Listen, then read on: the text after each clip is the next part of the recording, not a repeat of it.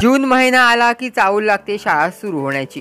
पूर्वी 13 जून रोजी सुरू होणारी शाळा अलीकडे 15 जून रोजी सुरू होत आहे। शाळेच्या पहिल्याच दिवशी शिक्षक विद्यार्थ्यांचं स्वागत करतात। त्यांना विविध भेटवस्तू, स्वागताची रांगोळी, भोजन देऊन शाळेच्या पहिल्या दिवशी विविध खेळ स्पर्धेचं आयोजन केलं जातं। त्यामुळे विद्यार्थ्यांना पहिल्या दिवसापासूनच शाळेची आवड निर्माण होते। त्यालाच शाळा प्रवेशोत्सव असं म्हटलं जातं।